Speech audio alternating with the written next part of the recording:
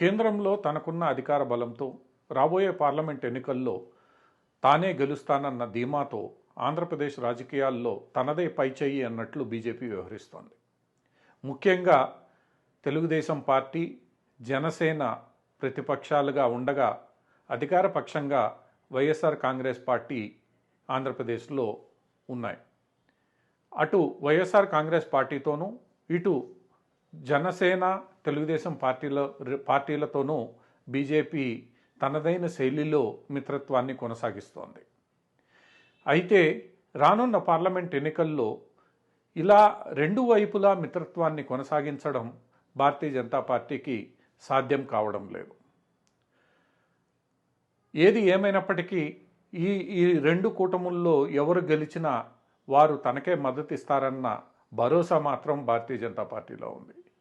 ఇలా అధికారంతో ఏర్పడిన ధీమా, రెండు పక్షాలు తనకి మద్దతిస్తాయనే భరోసాతో ఆంధ్రప్రదేశ్ రాష్ట్రంలో భారతీయ జనతా పార్టీ ఈ పెద్ద ఎత్తున మైండ్ గేమ్ ఆడుతోందా అని అనిపిస్తోంది. జగన్ వ్యవహార శైలితో దిక్కుతోచని స్థితిలో పడిపోయిన తెలుగుదేశం పార్టీ, జనసేన పార్టీలు అయ్యా మీరు మాకు మద్దతు ఇస్తే తప్ప మేము జగన్ని ఎదుర్కోలేమేమో, మీరు మాకు మద్దతు ఇవ్వండి, మా కూటమిలో చేరండి అని చెప్పి భారతీయ జనతా పార్టీని ప్రాధేయపడే పరిస్థితి ఏర్పడింది.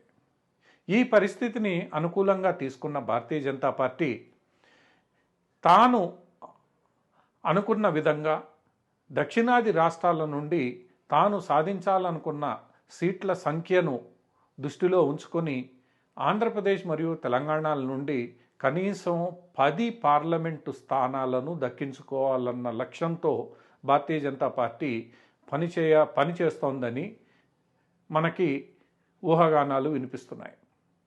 అంటే కనీసం 5 నుంచి 6 సీట్లు ఆంధ్రప్రదేశ్లో గెలుచుకోవాలని, అదే సంఖ్యలో తెలంగాణలోనూ స్వంత బలంతో అంటే భారతీయ జనతా పార్టీ అభ్యర్థుల్నే గెలిపించుకోవాలని, తద్వారా ఈ రెండు తెలుగు రాష్ట్రాల నుంచి కనీసం 10 మందిని పార్లమెంటుకు తీసుకెళ్లాలన్న వ్యూహంతో భారతీయ జనతా పార్టీ అధినాయకత్వం పనిచేస్తోంది, వ్యూహాలు రచిస్తోంది అని చెప్పి తెలియవస్తోంది. ఇందులో భాగంగా ఆంధ్రప్రదేశ్లో ఇప్పటికే తెలుగుదేశం జనసేనతో జరుగుతున్న చర్చల్లో తమకు 7 పార్లమెంటు సీట్లు ఖచ్చితంగా కావాలని చెప్పి భారతీయ జనతా పార్టీ పట్టుబడుతున్నట్లు సమాచారం. ఈ 7 సీట్లలో ఒక సీటు అటు ఇటు అయినా కనీసం 6 సీట్లలో తన అభ్యర్థుల్ని నిలబెట్టి ఆ 6 సీట్లను ప్రతిపక్షాల సహకారంతో గెలుచుకొని పార్లమెంటుకు వెళ్లాలనేది భారతీయ జనతా పార్టీ అధినాయకత్వం వ్యూహం.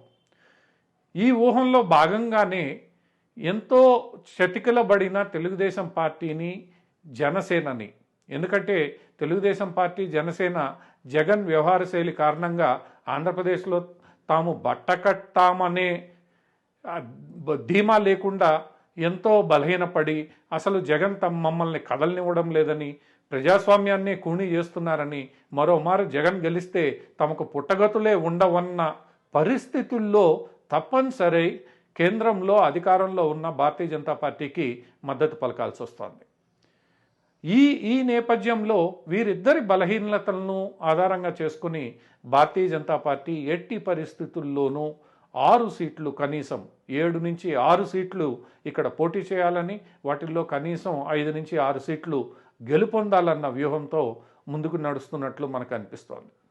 ఇలా భారతీయ జనతా పార్టీ లోపాయికారిగా ఆడుతున్న మైండ్ గేమ్ కారణంగా తెలుగుదేశం, జనసేనలో కొంత ఇబ్బంది ఏర్పడినా వాటికి తప్పనిసరిగా భారతీయ జనతా పార్టీ మాట వినాల్సిన పరిస్థితి తలెత్తుతోంది.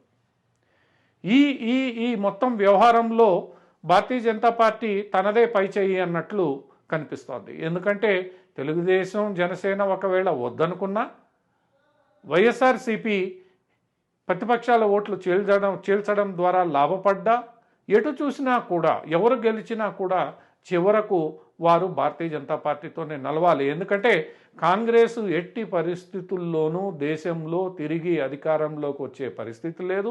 ఇక ఇండియా కూటమి సంగతి చెప్పాల్సిన అవసరమే లేదు. పంజాబ్లో ఇండియా కూటమి లేదు, బీహార్లో ఇండియా కూటమి లేదు, పశ్చిమ బెంగాల్లో ఇండియా కూటమి లేదు, చాలా చోట్ల ఇలా ఇండియా కూటమి సరైన రీతిలో లేదు. కాంగ్రెస్ నేతృత్వంలోని ఈ కూటమి గెలుస్తుందన్న ధీమా ఎవ్వరిలోనూ లేదు. ఇటువంటి పరిస్థితుల్లో జగన్మోహన్ రెడ్డిని ఎదుర్కోలేని తెలుగుదేశం జనసేనలిద్దరూ భారతీయ జనతా పార్టీ మాటలకు తలూపాల్సిందే. అది తెలిసిన భారతీయ జనతా పార్టీ ఖచ్చితంగా తన ప్రాబల్యాన్ని, తన సీట్ల సంఖ్యను ఆంధ్రప్రదేశ్లో పెంచుకోవడమే లక్ష్యంగా వీరిరువురితో చర్చలు జరుపుతోందన్న విషయం మనకి వెల్లడవుతోంది. ఇదే వ్యూహాన్ని భారతీయ జనతా పార్టీ కొనసాగిస్తూ తెలంగాణలో కూడా ఇదే స్థాయిలో బలహీనపడి ఉన్న భారత రాష్ట్ర సమితి ఒకవైపు కాంగ్రెస్ పెడుతున్న కేసులు, ఇరిగేషన్ కుంభకోణాలు, భూ కుంభకోణాలు, వాటి మీద ఛార్జ్షీట్లు, ధరణిపై ఎంక్వైరీలు, ఇవన్నీ కూడా భారత రాష్ట్ర సమితిని ఉక్కిరిబిక్కిరి చేసేస్తున్నాయి. దీన్నే అనుకూలంగా చేసుకొని భారతీయ జనతా పార్టీ బారాసాతో కూడా కొంతమేర మైండ్ గేమ్ ద్వారా లోపాయికారి ఒప్పందాన్ని కుదుర్చుకోనుందా అని అనిపిస్తోంది. తద్వారా ఇక్కడ కూడా ఖచ్చితంగా 6 నుంచి 7 సీట్లు, అంటే 2 తెలుగు రాష్ట్రాల్లో కలిపి ఎట్టి పరిస్థితుల్లోనూ 10కి తగ్గకుండా తన సింబల్ మీద తాను గెలవాలన్న పట్టుదలతో భారతీయ జనతా పార్టీ ఉంది. మరి భారతీయ జనతా పార్టీ అనుసరిస్తున్న ఈ లోపాయికారి వ్యూహం, ఈ లోపాయికారి స్నేహం ఎటువంటి పరిస్థితులకు దారితీస్తుంది? రాబోయే పార్లమెంట్ ఎన్నికల్లో భారతీయ జనతా పార్టీ ఆశిస్తున్నట్లు ఫలితాలను ఇస్తుందా? వేచి చూడాల్సిందే.